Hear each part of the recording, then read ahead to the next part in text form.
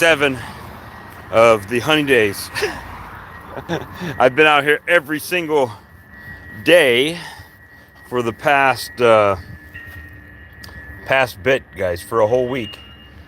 Been out here a whole week, 7 days, and yeah, it's actually going pretty well. But I was setting up my table this morning, and I'll tell you what, 2 nights ago I ran out of lemon creamed honey, so I had to make some lemon creamed honey. And boy, did that ever come out beautiful. Just gorgeous in the jar. Well, I ran out of strawberry in the glass containers, so hey, good morning. And I went out this morning and made some strawberry. But this stuff is so nice. Came out so good, guys. The texture, the color, just amazing. I mean, I brought this out yesterday. I sold every jar I had on the table yesterday. So I had to bring some more out of the cooler today. But I was just out here setting up, and figured you all beautiful people may want to go with me here to the table. And I'm just because I have my phone, I'm doing this one-handed. They're still cutting trees. I went down there and asked them, were they going to be cutting in my yard? Because if they were going to cut in my yard, then would be no need to set out the table. He said, no, probably 2 weeks. Okay, perfect. That means we can go out and sell. We can sell. But it's just making. Also, what I've started doing, and I'll show you this in a second. So, my original flavor stickers. The original flavor stickers I had, they were not glossy. And after bringing them in and out of the cooler and stuff like that for a long time, well, some of them started looking like that. Kind of bad. But I did get some. So that's a brand new one. But I started redoing like the cinnamon. So you can see the chocolate donut looks kind of terrible. Boom. Cinnamon looks good. So I've got some more labels on order. I'm going to relabel the tops of all these, especially like this Girl Scout cookie. It's actually a good flavor, but boy, does the label look rough. And you know, I don't think anybody wants to buy anything that looks like it's been sitting around in my trunk for 27 years or something like that. So I'm working on getting that stuff fixed. But and just like that phone call, let me stop that. And so this week has been really good. We're gonna keep it going. You know, as long as I have time, might as well be out here selling some honey. Just need to take my, I got my runny honey, got my sauce. You notice the sauce is dwindling down here. Sauce is dwindling down back there. Cut comb, pollen, board butter, we'll put that back over here. And that way, when I explain everything, hot honey right there.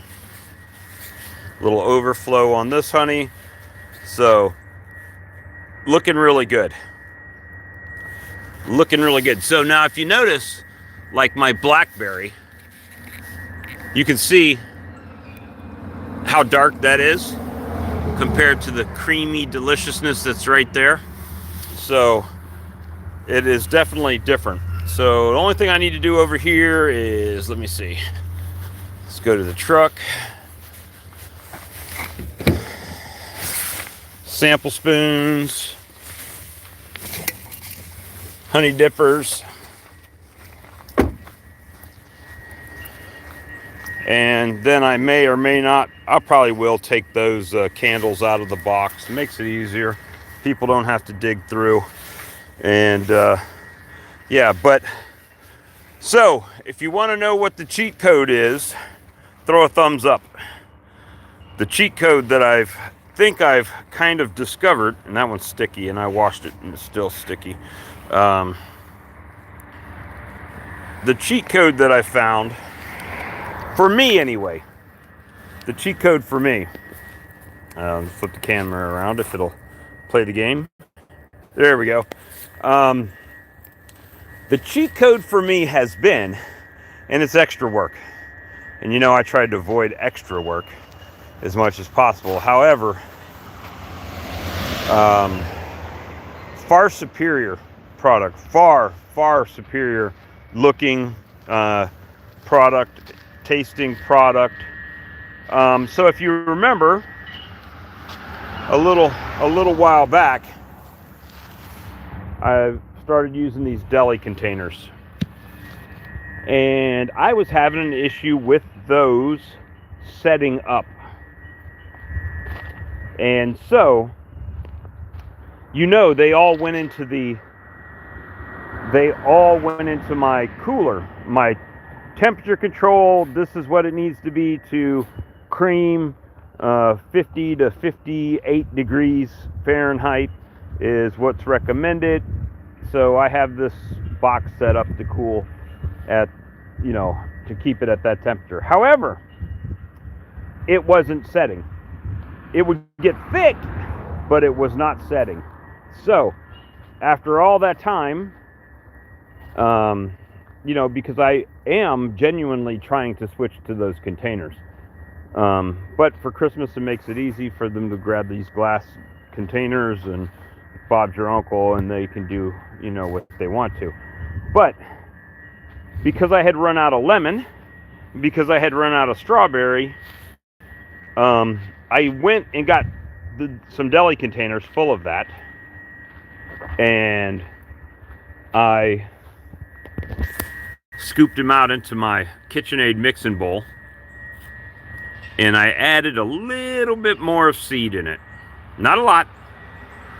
Just basically covered the top of what I had in the bowl, because when you put the honey in there, it's going to settle. And then I just cover the top, and then mix that in on slow setting, and just let it mix for a while. No hurries, right? You already have flavored it. I had already flavored it.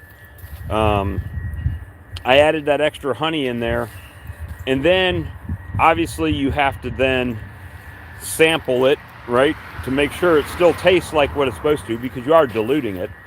So I ended up adding a little bit more flavoring into it just to get it where I like it. But boy, did it ever just look nice. Nice and thick, not a lot of air bubbles, you know, stuff like that. And it just, I mean, come on, guys. How can you argue with that? That is very nice. And then I said, well, that works so good on the lemon. Let me do it to the strawberry. Just beautiful. It came out so good. So good. Now, compared to the peach that I did a couple years ago, it tastes really well. The peach tastes really good. This one came out pretty well. But to be fair, that wasn't this year's honey. That was the year before. I just done so many that's what was left over. This year's honey did not cream like that.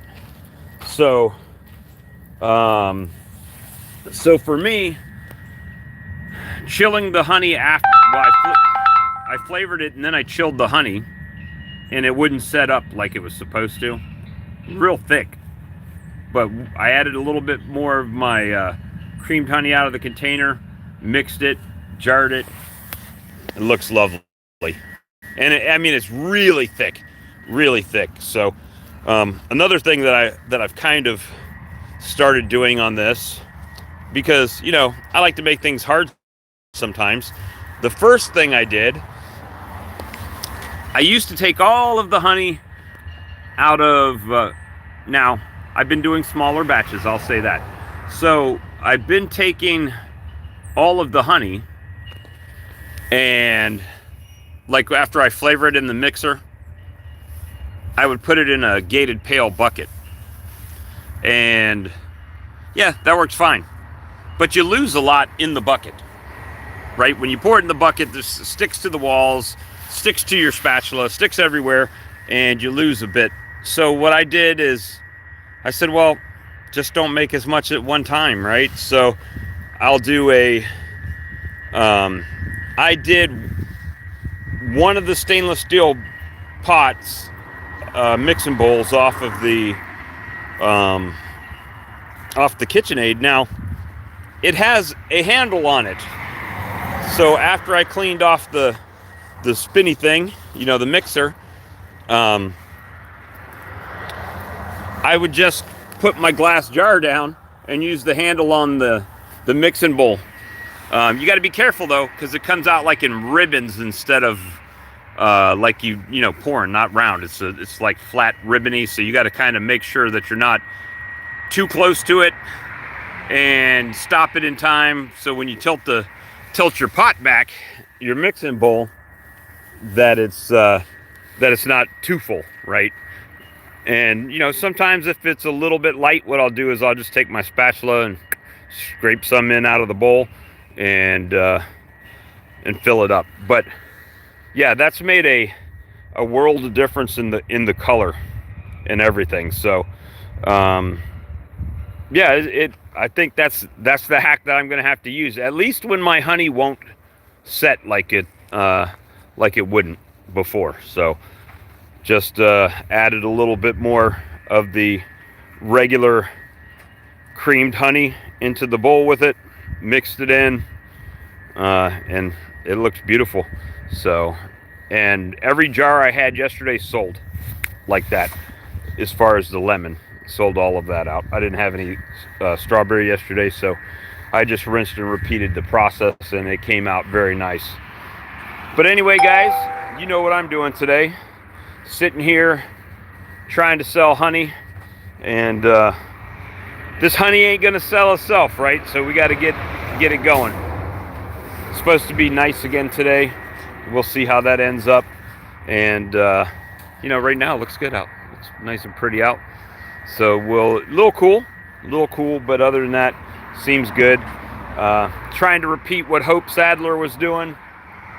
He had his dry pollen feeder, and the bees were killing it yesterday.